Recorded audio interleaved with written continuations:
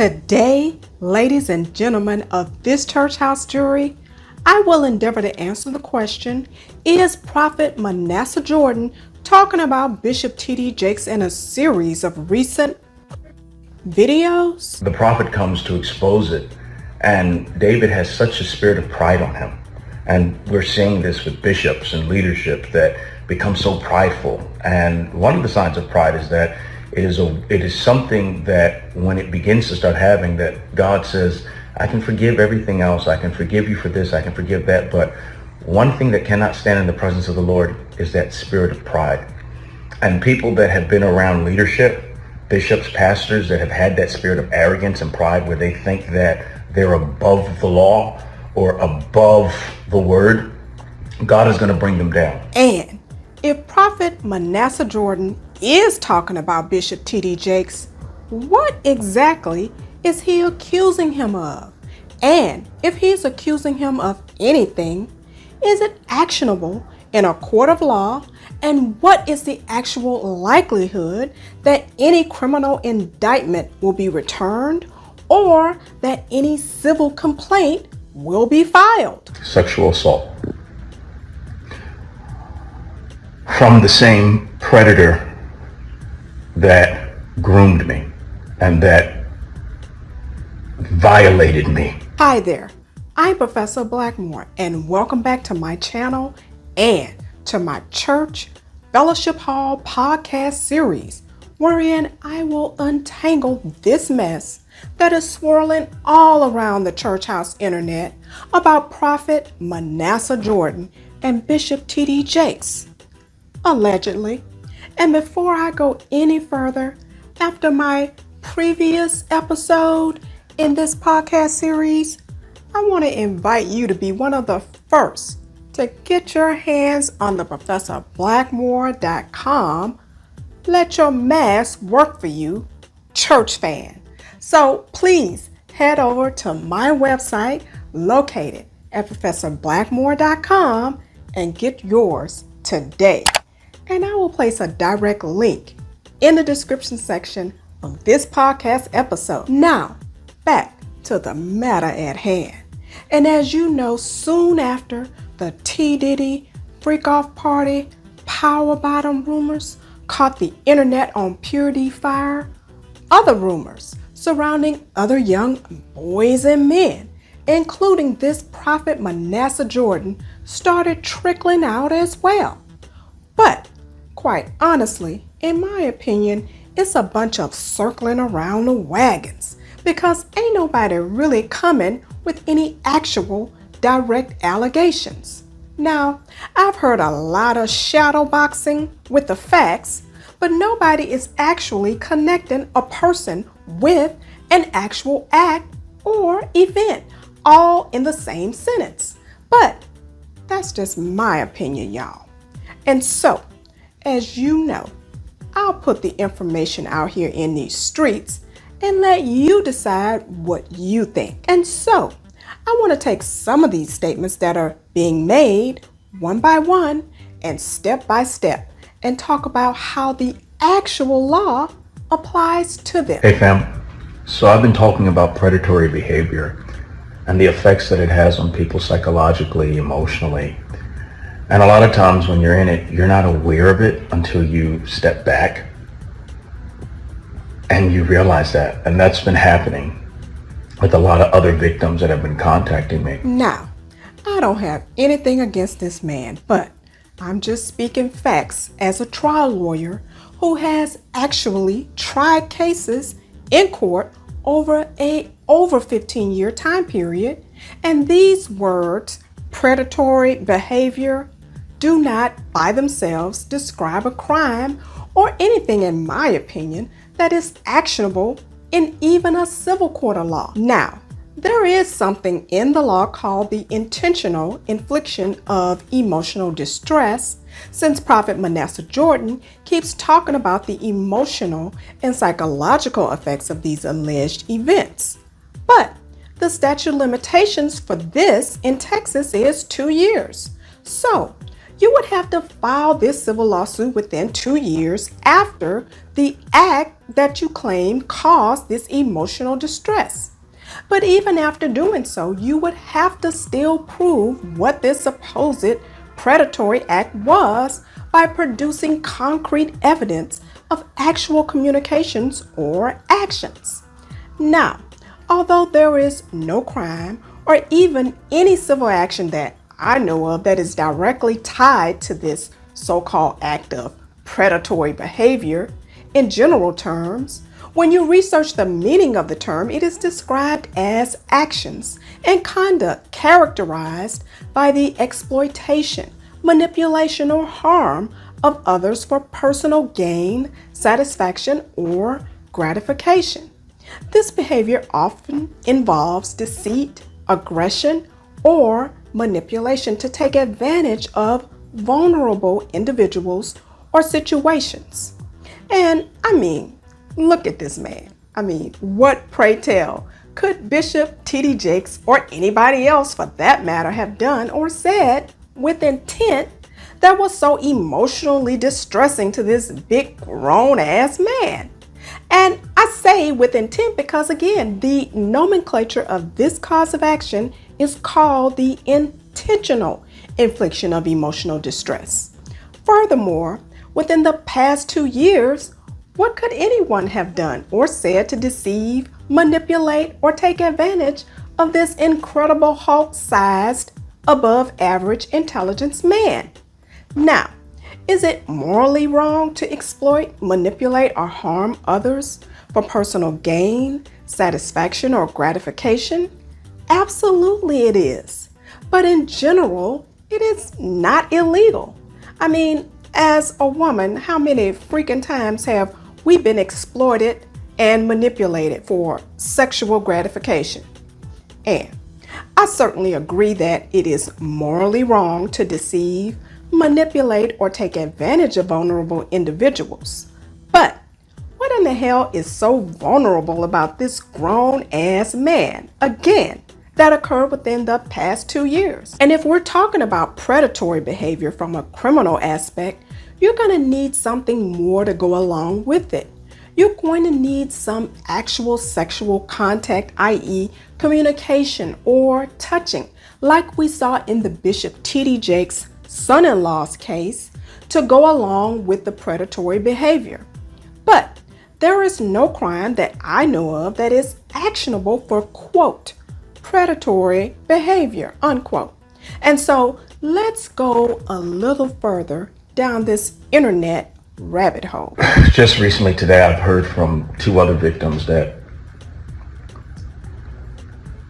it's just a lot to talk about, that experienced the same thing that I experienced. They were younger. And 2 of the offenders were not only a victim of grooming, as what I described in some of my previous videos, but of SA, sexual assault,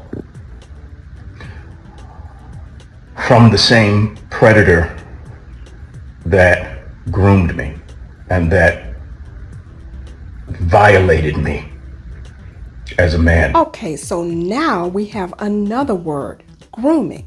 And this goes back to the word used earlier, predatory behavior.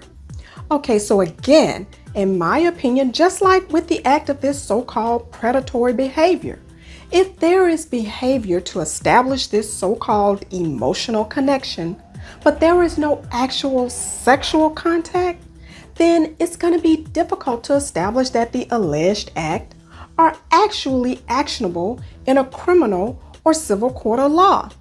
Now, in September of 2023, Texas passed a new child grooming law which states that a person commits an offense if he or she knowingly persuades, induces, entices, coerces, or attempts to persuade, induce, entice, or coerce a child younger than 18 years of age to engage in sexual conduct or activity or to be a party to the conduct. So, you don't have to have the actual sexual contact, but You do need to be able to establish that the end result of any such communications was in the furtherance of some type of sexual gratification. And so, any alleged victim will have to have some kind of proof of conversations, communications, or actions with a sexual connection. In addition, this crime has a 3-year statute of limitations, and so the actions would have to have taken place within the preceding 3 years. Now, in Texas, the charge of child grooming is a third-degree felony, punishable by 2 to 10 years in prison with a maximum fine of $10,000. In addition, the sentence may be probated and/or deferred adjudication probation is also an option. In addition, Prophet Manasseh Jordan mentioned sexual assault, which is a whole nother animal. But again, like I said in the beginning of this episode, there is a lot of talking around the issues. We have a person talking about sexual assault regarding other people, but he does not actually say who they are or who committed the alleged acts. So he's talking about unknown people. And when he refers to himself, he says it's the same person who, quote, groomed me, that violated me as a man, end quote. And so was he a man when whatever these alleged acts took place? I mean, he speaks of 2 things. He says that he groomed me. And so again, for grooming, the new Texas September 2023 statute states that the person had to be, quote, a child younger than 18 years of age, end quote. And again, there is a 3-year statute of limitations. Now, it is my understanding that Prophet Manasseh Jordan's date of birth is April the 12th, 1991, which means that he is 32 years of age. So the new Texas September 2023 grooming statute does not apply to him at all if the statute of limitations is 3 years.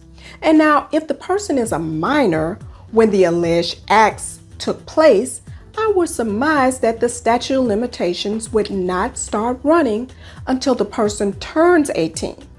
But even if that is the case, Prophet Manasseh Jordan is way out of pocket for this particular statute because 3 years after April the 12th, 2009 is April the 12th, 2012. And so Prophet Manasseh Jordan's statute of limitations under this new Texas grooming statute would have expired way back in April of 2012. Now, if he or any of these alleged individuals are talking about sexual assault, then that's a whole nother story. And regarding criminal exposure for any alleged acts against Bishop, it is my understanding that there is no statute of limitations for sexual assault of a child or sexual indecency with a child in the state of Texas. Now, this is the law, plain and simple. I am just a straight shooter, nothing for or against anyone.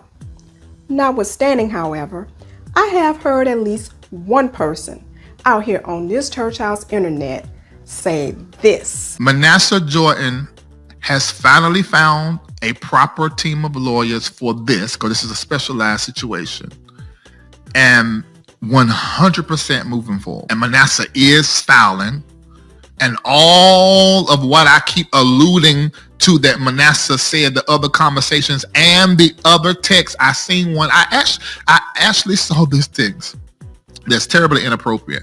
All of that's going to be in the filing. It's already a lot. Just wait for that.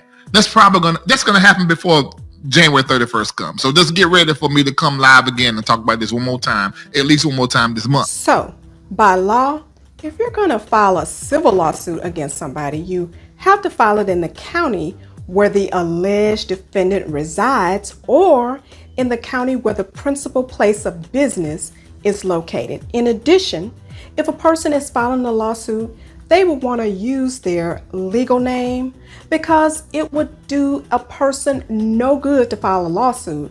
And when it comes time to collect on a judgment, come to find out the judgment is not in their legal name because they failed to file the suit in their proper legal name. Now, whatever the name is on the initial lawsuit is the name that will reflect on the final judgment. And so, what is Prophet Manasseh Jordan's legal name? I have a guest tonight, and it is Prophet Manasseh Jordan. What's your middle name? You got a middle name? Yakim? Nakim? No, Yakim is my first name. Okay, how you spell it? Y-A-K-I-M. Y-K-I-M. Y-A-K-I-M. Yakim. Yakim. And what does that mean? Pillar of God. Pillar of God. Pillar of God. Okay. My dad named me that. Yakim, and then your middle name is Manasseh. Manasseh. And And then then your mama? my mom. If And then you- Robert. Robert you got 4 names? My grandfather named. So Yakim, Yakim. Manasseh, Robert, Yeah. and then Jordan. And then Jordan. That's There you all. go. And so now again, a civil lawsuit must be filed in the county where the defendant resides or in the county where the defendant's principal place of business is located. And now the Potter's house is located in Dallas County. And the Dallas County Clerk and the Dallas County District Clerk have pretty good online record access. But when you put in the name Manasseh Jordan, the search results come back with the message, "No cases match your search."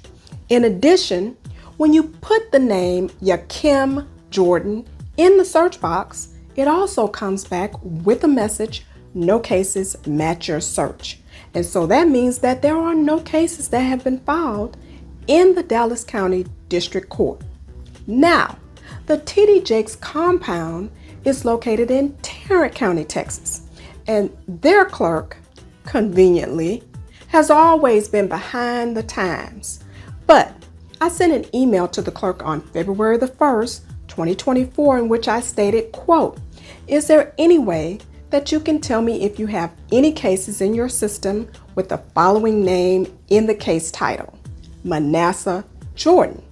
And if so, can you please provide a listing with the cause number of any such cases?" End quote. And the clerk replied back, quote, "No records for Manasseh Jordan were found in the Tarrant County District Court records." End quote. And then he provided me with screenshots that show all the names that came up in the search to show that Manasseh Jordan's name is not in there. So then on February the 2nd, 2024, I sent another email in which I stated, quote, "Good morning. Can you look again and please tell me if you have any cases in your system with the following name in the case title, Yakim Jordan? And if so, can you please provide a listing with the cause number of any such cases?" And the clerk replied back again, in which he stated, quote, "No Tarrant County District Court records for Yakim Jordan either." End quote. Notwithstanding all of this information that we have learned, let me go yet even deeper and investigate exposure from any criminal charges. I know 2 of the victims which shared their story and went through very similar things that I went through with the same predator, are ready to press charges, and they said that they will press charges. Okay, now, just because somebody wants to press charges doesn't mean that it will lead to an actual indictment returned by a grand jury or a criminal complaint filed by a district attorney. And these are the only 2 ways that criminal charges are actually pressed in the state of Texas. In other words, you would need a DA who would agree to accept charges, to impanel and or convene a grand jury to indict, which then said grand jury would have to actually return an indictment. Or without an indictment, a Texas district attorney can file a criminal complaint on his or her own on the behalf of the state of Texas. But for a felony charge like sexual assault or indecency with a child, an indictment would ultimately be required. And even though the standard for an indictment is much less, to be able to prove sexual assault or indecency with a child at the time of trial, you will have to establish proof beyond a reasonable doubt to convince a jury to return a unanimous verdict against the defendant. So, individuals don't necessarily control the actual pressing of charges. You can go to the applicable law enforcement officials and report the incident, but it is the law enforcement officials that conduct the investigation under the guidance of the district attorney, who knows what kind of evidence he or she needs to prove the case beyond a reasonable doubt. And if they don't have it, and if they don't think they can convince a jury to unanimously, and when I say unanimously, I mean that every single juror has to say guilty. If a DA does not think that he or she has this, and that they're able to convince a jury to unanimously convict the individual, they will not bring the case. And so before I go any further, I want to bring in this comment that I received in response to one of my other episodes on this topic, which states, quote, "T.D. Jakes is like the Black Pope in Dallas, Texas. So simply put, he's untouchable unless you got him on video or recorded voice," end quote. And I agree with this 100%.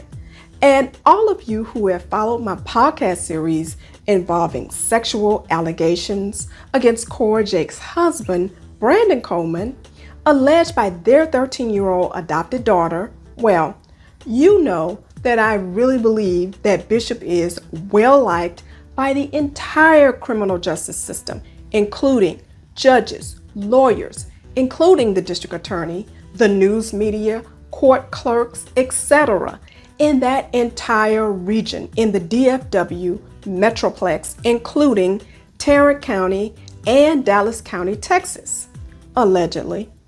And I think there is almost zero chance that a DA in either of these counties would actually ever bring charges against Bishop for anything, allegedly. And how the case against Cora's husband ended up in Ellis County, when if he touched the child, I don't think he would have waited to do so until they moved into a house that they had not been living in for more than 21 days to do so, causing the case to end up way down in Ellis County when the Dallas County DA or the Tarrant County DA could have pressed charges, is completely beyond me, and it's still a mystery.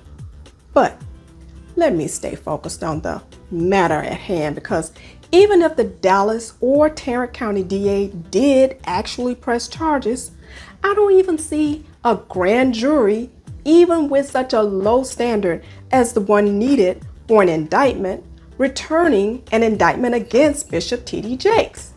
And even if a grand jury did indict, I don't see a jury unanimously convicting him of anything. And so, with all of this being said, I want to go back to my original question. Is Prophet Manasseh Jordan talking about Bishop T.D. Jakes in a series of recent cryptic videos? Because up until now, he has not mentioned Bishop. But let's go a little bit deeper so we can see if we can answer this question. I've been going through some of my messages. It's been very difficult and very emotionally draining for me.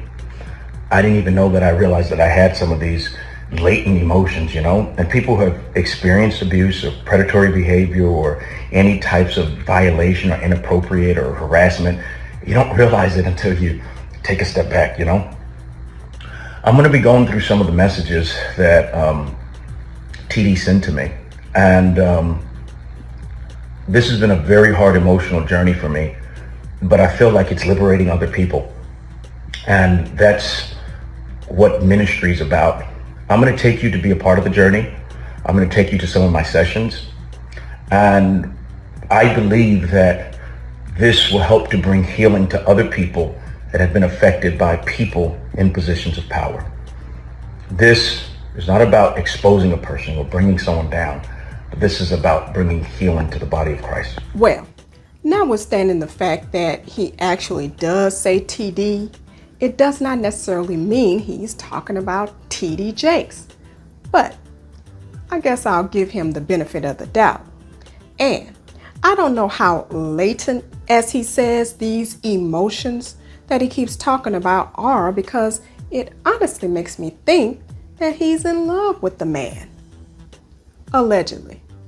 But unless he's contemplating bringing criminal charges for sexual assault or indecency with a child, which again, on the criminal side, has no statute of limitations in Texas, I don't know what exposure there is or what chance he has for bringing any kind of suit or getting any kind of justice at all. Because on the civil side, as I see it, for any civil allegations that he's contemplating bringing with the assistance of a private attorney, those statutes of limitations have already expired. But if he is after nothing more than quote unquote healing, then I guess he could be a very dangerous person if he has records of text messages or other communications. Now, it would definitely be embarrassing, but in my opinion, I don't see that Bishop has any civil exposure regarding this young man for anything. And as we can see, this civil suit that was supposed to be filed by January 31st has not been filed. Now, regarding criminal exposure against Bishop, again, for sexual assault of a child or sexual indecency with a child, there is no statute of limitations. But again, you would need a DA who is willing to bring charges, who can prove the charges beyond a reasonable doubt in the presence of an unbiased jury. If they don't think that they can prove it beyond a reasonable doubt, they're not going to bring it. But again, this is just my opinion. But what do you think? Now that I have schooled you on how all of this really happens in real life, do you think that Prophet Manasseh Jordan is talking about Bishop T.D. Jakes? And do you think any of the allegations or the alleged events that Prophet Manasseh Jordan is describing are actionable in a civil court or a criminal court or God's court? Please let me know what you think by leaving your comments in the comment section below. And I hope you'll also give me a big thumbs up. And I hope you'll also consider donating to this video and my entire channel ministry by donating to the ProfessorBlackmore.com Cash App. And don't forget to head over to my website at ProfessorBlackmore.com and pick up your Let That Mass Work For You church fan. And I hope you'll also subscribe to my YouTube channel and click the bell so you'll be notified whenever I come back with more hot tea from the courthouse, the church house, and everywhere else. And whenever I come back with more episodes in my church fellowship hall podcast series.